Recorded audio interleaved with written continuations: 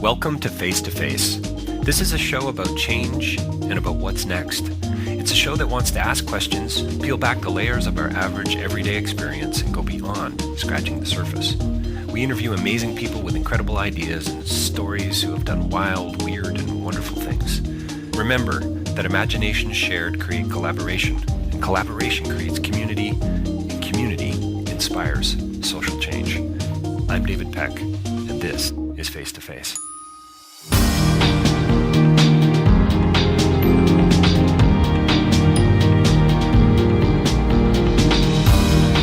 So today's guest is somebody that I emailed about 2 months ago when I found out that her new film was going to be premiering at the Toronto International Film Festival. It's called This Is My Land. It's a film about education, but it's more importantly a film about questions. Tamara Erde is the filmmaker. She's a French, she's an Israeli living in France, actually, so I guess she's an Israeli and French filmmaker.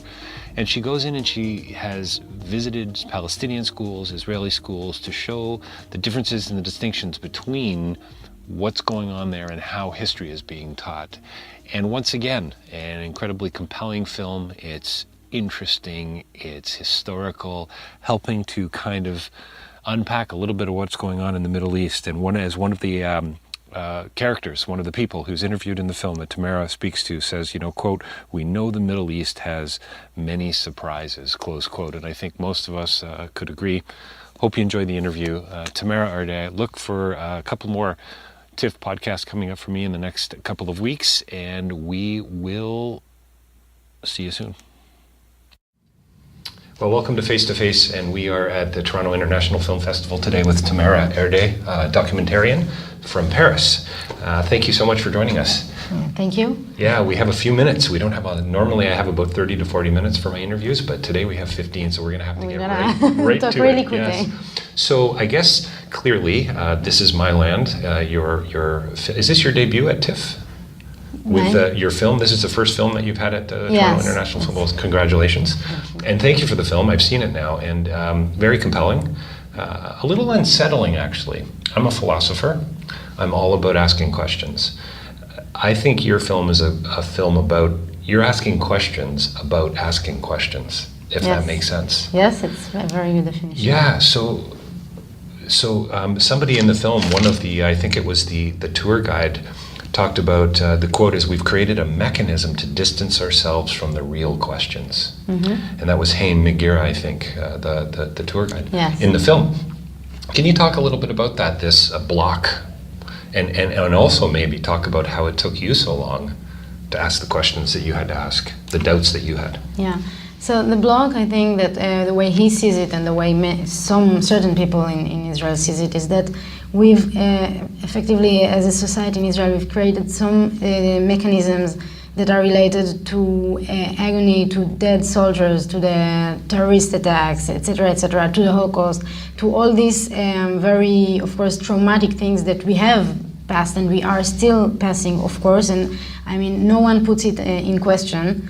But the real question is, how do we use these things, and do we use these traumatic events in education, I'm talking, in order to reinforce national feelings and the feelings of insecurity that leads you, of course, to violence and to defending yourself, or do we use it in order to have another message, in order to ask other questions, in order to look also at ourselves and why is it happening or not, in order to ask ourselves if we are doing it or not. So I think that today in the Israeli society, it is not being used in order to ask questions, but as you say, in order to...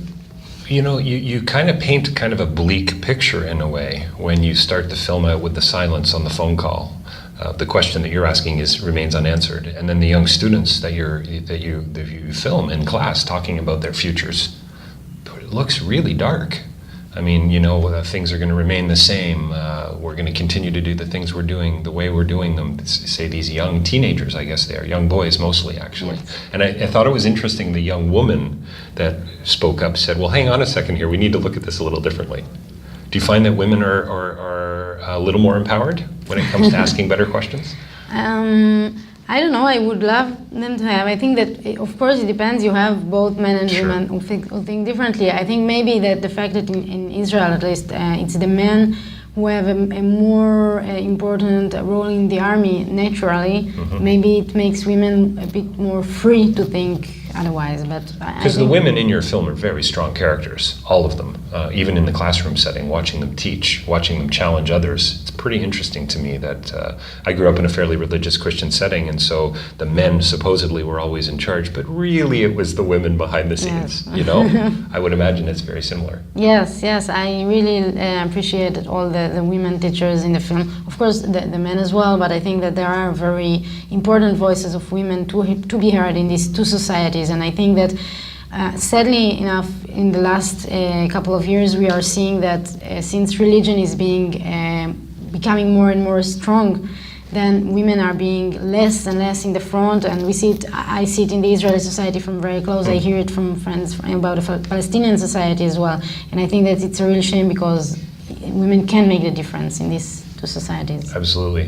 What's ironic, I think, about one of the things that's ironic about your film, it's, you know, one of the people you interview says, it might have been one of the kids, said we need an education to make us think, and yet it's the education that's actually causing people not to think. Yes, and right. So that's it's you know, Socrates said it's the examined life, right? You got to go deeper. You got to ask the questions, and yet we all think education's going to change the world, but in this case, it seems like it's making it worse. Yeah, because it really preserves our old way of thinking. It really gives the kids facts instead of really just raising their curiosity and not telling them, listen, you have to think like that. And I think that there's a real fear today in both societies, in both ministries, from the politicians, from the moment that the people, these children will be, of course, people like 5-6 years after they graduate, will really ask questions, will really think, because they have this feeling that they will lose the ground, that all the national ideas that the states are built on will fall apart. Because, I mean, in the moment that you start thinking, I guess that every one of these kids that today, it's really natural for him to like go for 3 years in the army, to do all these things that we are doing.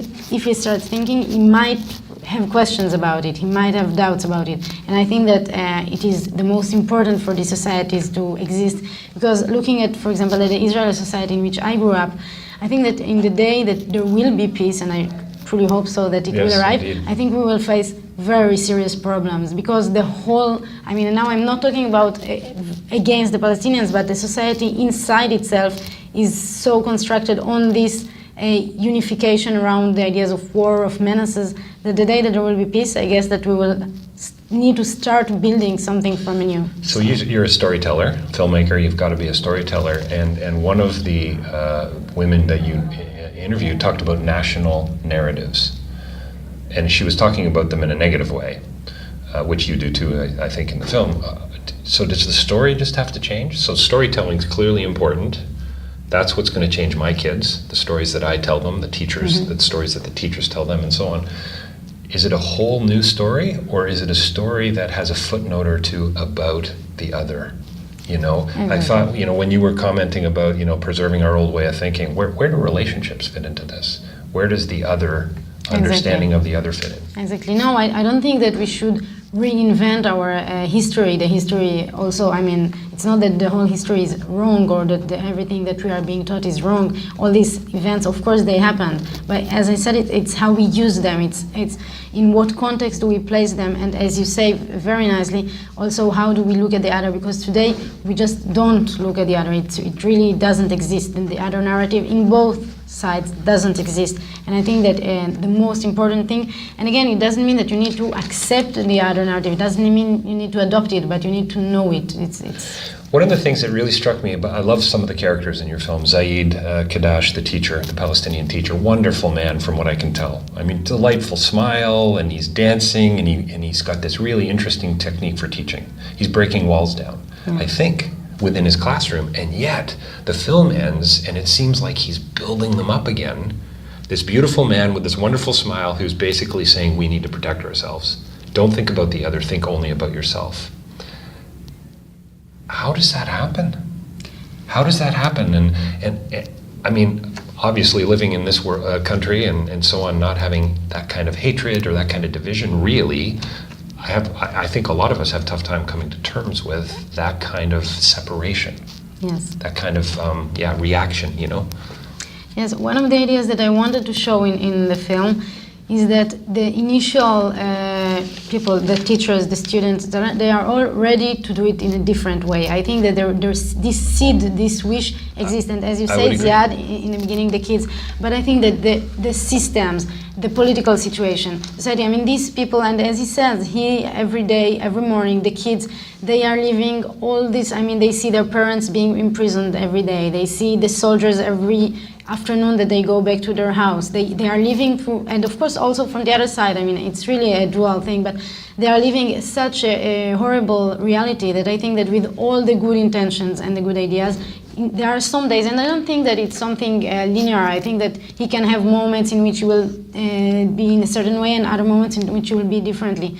But I don't think we can also just ignore the outside reality, because if we do some kind of an utopia in school, but the kids, they go out and see their parents in a different situation and see the neighbors in a different situation, it can create also a too strong division. There's such a polarization, isn't there? There's such, and I think this is what was so profoundly revealing for me, once again, was that it's all about us. And I'm not going to really think about the other's problems. I'm not going to be even concerned about the ethics or the morals at all. I'll look at history, but only from my perspective. Yes. Not from anyone else's. Yes, and sad enough, I mean, it exists, of course, in the Israeli-Palestinian conflict in a very strong way, but we can find it everywhere else in the world. I think it's a very human thing, sadly. Ran, is that the boy's name? One of the boys' names? In the mixed said, wonderful quote, "Children can change things too, but adults know how to go about it." Yes. So really profound and really wise, I think, for a child. And I love kids because they say the most wonderful things. But he says now the responsibility is on the adults. Yes. Would you agree with him? Totally. I think that it's for us to give these children a different future, a different way of thinking, a different possibility to see things otherwise. Because children, as smart, as intelligent and intuitive as they will be, they are also living in the certain context that they live in. As I said, I was just like these other kids, and I was thinking really the same until I had a chance, something happened, I saw something, and I started asking questions. But if that wouldn't have happened, I might have been thinking today still like I was taught. So the system is built in a certain way to ask a certain kind of question. Don't step outside of that. No. You can ask lots of questions, but make sure they're inside within a certain framework. Yeah, only inside the box. So in the military, you started to ask questions. You said you had serious doubts. I read an interview online with you on IndieWire, and you said you started to have serious doubts at a particular time. What else was going on at the time that encouraged that kind of thinking? Why did you go deeper and others don't? It was a very long process. I don't think it was a one event that changed everything. My army service was during the second Intifada, so it was a very crucial moment. I was in the information service, so I was seeing things from an angle that you don't necessarily see in the news, etc. I saw it from behind. And that started some doubts, and then I guess also that my profession as a filmmaker and the fact that I was starting working about these themes brought me to know people from the other side, to know the history of the other side, to start going to the Palestinian cities, etc. So all this, but it was a long process. It was not something that just changed in one day. I work in international development, and there's no better way to get somebody to understand another perspective but by throwing them into it. Yes, definitely. Taking them by the hand, and so you're saying, so we're back to relationship in a way. You're saying by seeing it relationally in a different way in another context changed the world for you, with respect to education at least. Yes, and I mean conflict is part of relationship, so I mean we can also always look at it like this and say that if there is conflict, there are these two sides, and this conflict is part of the relationship, that today is like this but could be different if we will work on it. We've got to wrap it up, and that's crazy because we just scratched the surface, but I totally get it. Thank you so much for your time today. Thank you. And I wish you all the best with the film, and may it much. continue to ask deeper, more penetrating questions. Thanks. I will. Thank you.